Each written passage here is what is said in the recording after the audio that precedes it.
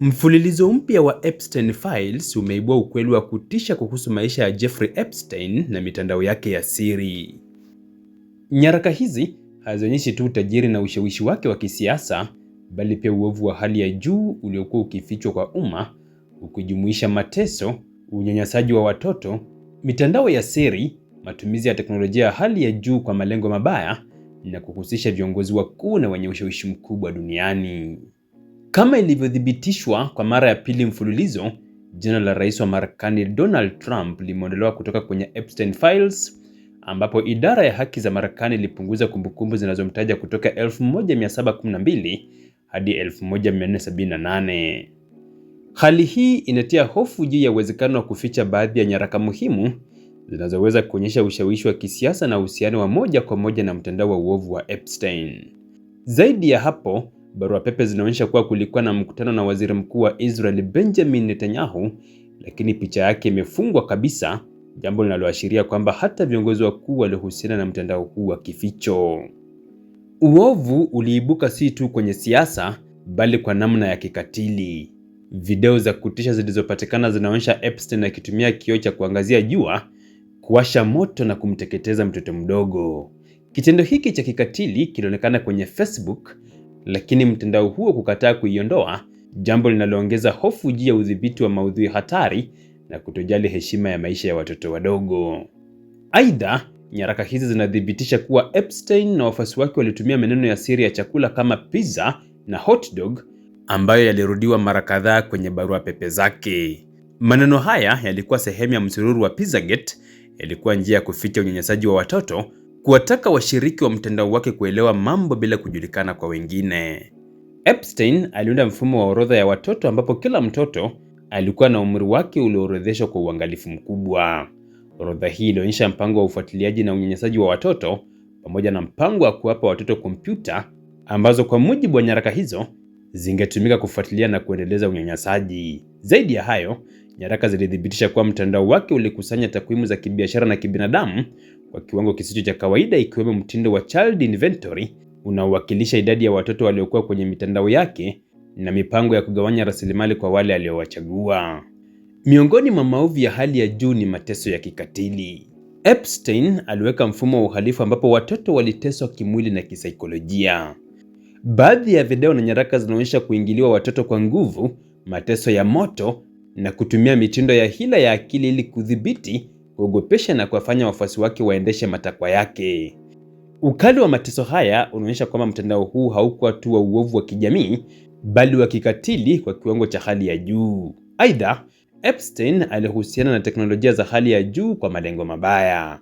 Nyaraka zinaonyesha matumizi ya quantum internet, kloni na teknolojia ya looking glass zikiwa sehemu ya mtandao ya siri inayohusiana na ufuatiliaji, kudhibiti habari na kuendeleza malengo ya kikatili. Teknolojia hizi zilichanganya ukweli na ndoto za sayansi za fiction, zikionyesha uwepo wa giza lisilo la kawaida kati ya uovu, sayansi na uhalifu wa kimataifa. Pamoja na mateso ya teknolojia, Epstein pia alihusiana na mtandao wa watu mashuhuri na matajiri ambao walihusiana na mali zake, mashirika yake pamoja na mitandao yake ya siri. Hii inajumuisha wanasiasa wakubwa, wafanyabiashara wenye nguvu na viongozi wa kiasili na wenye ushawishi mkubwa waliokuwa wakijumuishwa katika mtandao huu wa siri wa unyanyasaji na udhalilishaji. Uhusiano huu unaonyesha kuwa mtandao huu wa uovu haukuishia kwenye ghorofa za Epstein peke yake, bali ulikuwa mfumo wa kimataifa wa unyanyasaji, ushawishi na hadaa kubwa. Kwa hakika, Epstein Files zinaendelea kufichua mtandao wa ajabu na wa kutisha, ikiwemo unyanyasaji wa watoto, mateso ya kikatili, ushawishi wa kisiasa, matumizi ya teknolojia ya hali ya juu kwa uovu na mitandao ya kificho inayohusisha watu mashuhuri duniani. Kila ufunuo mpya unaleta maswali mapya kuhusu jinsi viongozi wakuu wanavyoweza kuhusiana na uovu wa hali ya juu, huku dunia ikishuhudia kwa mshangao na hofu, ikijiuliza, je, mtandao huu wa kikatili ulikuwa unadhibitiwa na nani na kwa nini baadhi ya ukweli umefichwa kwa umma?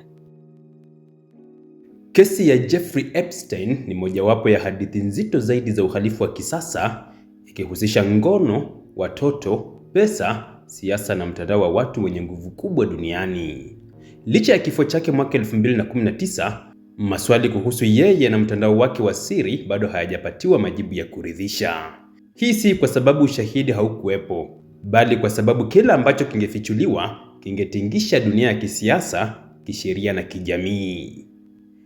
Jeffrey Edward Epstein alizaliwa mwaka 1953 mjini Brooklyn, New York nchini Marekani. Kwa muda mrefu alijitambulisha kama mfanyabiashara tajiri anayeshughulika na masuala ya fedha, lakini ukweli ni kwamba hakuwahi kuwa na historia ya wazi ya biashara au kampuni kubwa iliyompatia utajiri mkubwa unaolingana na maisha aliyokuwa akiishi. Alimiliki majumba ya kifahari katika miji mikubwa, alikuwa na ndege binafsi na hata alinunua kisiwa chake mwenyewe. Hali hii ilisababisha maswali mengi kuhusu chanzo cha pesa na nafasi yake halisi katika ulimwengu wa watu wenye nguvu kubwa.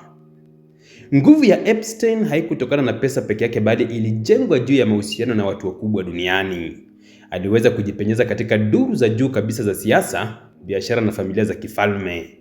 Alionekana kuwa mtu anayetoa fursa, misaada ya kifedha na mawasiliano ya kipekee. Ndani ya mahusiano hayo kulikuwepo madai kwamba Epstein alikusanya siri nzito za watu wenye mamlaka, jambo lililompa kinga isiyo ya kawaida dhidi ya vyombo vya kisheria. Hii ndiyo sababu hata alipokabiliwa na tuhuma nzito, mara nyingi alionekana kulindwa na mifumo. Jeffrey Epstein alihusishwa moja kwa moja na unyanyasaji wa kingono kwa wasichana wadogo, wengi wao wakiwa na umri wa chini ya miaka 18. Alitumia pesa, ahadi za kazi au msaada wa kielimu kuwavutia, kisha kuwatumia kimwili katika majumba yake. Uhalifu huu haukuwa wa tukio moja, bali ulikuwa na mfumo ulioratibiwa, ambapo waathiriwa waliambiwa kuleta wasichana wengine zaidi kwa malipo zaidi. Hii inaonyesha wazi kuwa Epstein hakuwa mhalifu wa peke yake, bali alikuwa akiendesha mtandao wa biashara ya ngono. Mbali na unyanyasaji wa moja kwa moja, Epstein alituhumiwa kuendesha mtandao wa kimataifa wa usafirishaji wa binadamu kwa ajili ya ngono. Alitumia ndege yake binafsi na mali zake katika nchi mbalimbali kusafirisha wasichana kati ya Marekani, visiwa vya Caribbean na Ulaya. Huu ulikuwa uhalifu wa kuvuka mipaka ya kitaifa unaohitaji ushirikiano au kufumbia macho kwa taasisi nyingi. Ndio maana kesi yake ilionekana kuwa nzito zaidi kuliko mtu mmoja peke yake. Mwaka 2008, Epstein alikamatwa Florida na kukiri kosa dogo licha ya ushahidi mzito wa uhalifu mkubwa. Alipewa makubaliano ya kipekee yaliyomruhusu kutumikia kifungo kifupi sana kwa masharti mepesi. Waathiriwa wengi hawakuhusishwa katika mchakato wa haki, jambo lililosababisha hasara na maswali mengi katika jamii. Kesi hii ilionekana kama ushahidi wa wazi kwamba mfumo wa haki ulikuwa umeshindwa au ulikuwa unamlinda kwa makusudi. Mwaka 2019, Epstein alikamatwa tena kwa mashtaka mazito ya biashara ya ngono kwa watoto wadogo.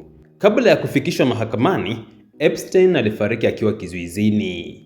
Kifo chake kilitangazwa rasmi kuwa ni kujiua, lakini mazingira yaliyokizunguka yalizua mashaka makubwa, ikiwa ni pamoja na kamera kutofanya kazi na walinzi kushindwa kutekeleza majukumu yao. Kifo chake kilikatisha kabisa uwezekano wa kusikia ushahidi wake moja kwa moja dhidi ya mtandao wake. Taarifa za Epstein ni ngumu kuwekwa wazi kwa sababu zinahusisha watu wenye nguvu kubwa duniani, na kuzitoa hadharani kungeharibu majina, serikali na taasisi muhimu duniani. Aidha, kuna hofu ya usalama wa mashahidi na wachunguzi pamoja na athari za kisiasa na kidiplomasia. Kwa sababu hizo, mafaili mengi yameendelea kufungwa au kutolewa kwa kiwango kidogo sana, jambo linalozidisha dhana kwamba kuna mengi yanayofichwa kimakusudi. Jeffrey Epstein hakuwa tu mhalifu wa ngono, bali alikuwa ishara ya jinsi nguvu na pesa zinavyoweza kupotosha haki. Kesi yake inaonyesha dunia ambayo uovu unaweza kulindwa kwa muda mrefu ikiwa unahusisha watu sahihi. Hadi leo, jina lake linaendelea kuwa kivuli kinachoikumbusha dunia kuwa ukweli wote hauwekwi hadharani, hasa pale unapogusa wale walio juu kabisa mamlakani.